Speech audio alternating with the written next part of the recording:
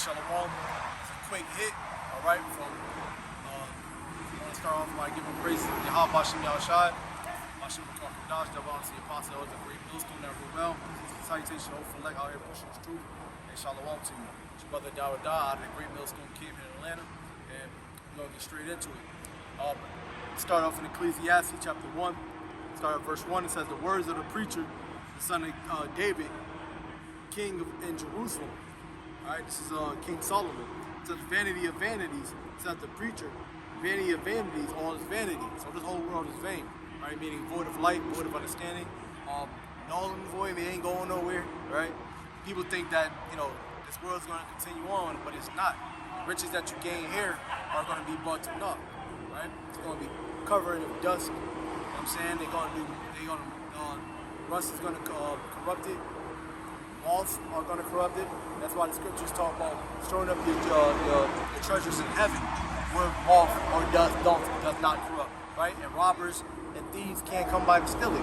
No man can take this from you. Nobody at all. No one can take this from you. If you're part of the elect, especially, no one can take this word from you at all. But everything else in this world that you strive for, it's all in vanity. It's all that you see here, all these big buildings, these cars, people driving Lamborghinis, Mercedes-Benz, people of high status here, all the gold that they got here, all the money that all that's going to be burnt to crisp, it's going to be turned to ashes. That's why King Solomon said, vanity of vanities, all of this is vanity. But the works that we put in, that's not in vain, all right? That's our treasure that is going to buy our way out of here.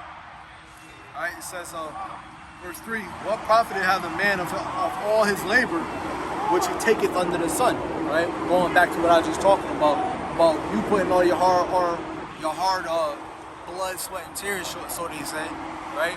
Into building up and establishing yourself here in America or any part of the world, it's going to be for naught, right? It's not really profit. You know what I'm saying? It might profit you now, but it's not going to profit you later. You know what I'm saying? Just like, putting your treasures up in heaven, storing your treasures in heaven, you may not be necessarily profiting now, because you are profiting. But in the end, it's gonna be when you get your profit, when you get your reward. That's why Revelation 2:9 says, I know thy poverty and tribulations, but thou art rich. Because you're rich. You have money. That's going to be able to buy your way out of here. And you're going to have all your treasures and things that you wanted in this life. You're going to have it there in that life. It says, verse 4, one generation passed away, and another generation cometh, but the earth abide forever. And people always talk about how the world's going to be destroyed by a damn asteroid. There's people out here, these scientists, talk about the world's population. There's too many people on the earth, destroying the earth, global warming, but the scriptures say clearly that the earth abideth forever. So that's false. You know what I'm saying? It's the people that come and they go. It ain't the earth, right? Which the spirit is brought back into the Heavenly Father who gave it, right? And then he puts another spirit, he puts your spirit into another body. So it's reincarnation, all right? It's a circle of life. That's why it's called, that's where they get that from, the circle of life, right? That's where that comes from. Right, because it's going to continue to make that point. It's reincarnation, right? So verse 5, it says, the sun also ariseth, and the sun goeth down, and hasteth to his place where he arose. It's a circle of life. It's a continuous cycle. It says, the wind goeth toward the south, and turneth about unto the north. It whirleth about continually, and the wind returneth again according to his circuits. Circuits also meaning a system of circles, right? A continuous system. That's why it talks about the sun going up and down. It's going to happen. The sun is always going to do that according to the time that the Most High appointed it to, right? It's never going to be a disruption. It's always going to be exactly how it is because it's a cycle, right? That's why the ducks know to fly south during the winter. These are cycles and systems that were put in place by the Heavenly Father. Showing you that, hey man, the world it moves on the system. You know what I'm saying? Like a computer. The word computer in the Latin computare, it means to think.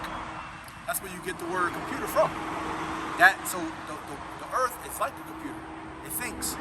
And the Most High has set and programmed, just like you would do a computer, He has programmed the earth to run a certain way. Really, the disruption is coming from Esau. He's a disruption. But the computer still is going to be programmed to go exactly the same way as it was programmed to do. All right? It's never going to default. It says, all the rivers run into the sea, yet the sea is not full. This is talking about reincarnation. Because just like the people that are circling, the spirits are, well, it's going to go into it. It says, yet the sea is not full unto the place from whence the rivers come, neither they return again. Talking about those spirits, right? All things are full of labor. Man cannot utter, and the eye is not satisfied with seeing, nor the ear filled with hearing. Verse 9 says, the thing that hath been, it is that which shall be, and that which is done is that which shall be done, and there is no new thing under the sun. So the water going from all the rivers flowing into the same ocean, it doesn't overflow because that's how it was designed. The souls coming back on the earth are the same souls that have always been on the earth. Not no new souls, not new people to the point where we're going to overpopulate the earth and destroy it. That's not what happens. We're the same spirits coming back. You know what I'm saying? And the body goes and decomposes into the ground and gives, the soil more nutrients and stuff that it needs. And those spirits, those people that you see being born again, are old spirits coming back. You know what I'm saying? That's where all that talks about the rivers into the flow into the water, but they don't overflow. And it says that which has been is that which has been. That it says that thing that have been is that which shall be done. Right? Yeah, that is what should be done. So there's no new thing under the sun. So that is going into reincarnation and Salakia also about the things that you do in this world are going to be null and void. So don't worry about none of that stuff. Worry about the treasure that you build up in heaven, which is coming through Yahweh Shem Yahshai, going out and doing this work and bringing in the elect fruits. All right. So with that, I want to give all praise, glory, and honor to Yahweh Shem Yahshai, Shalom.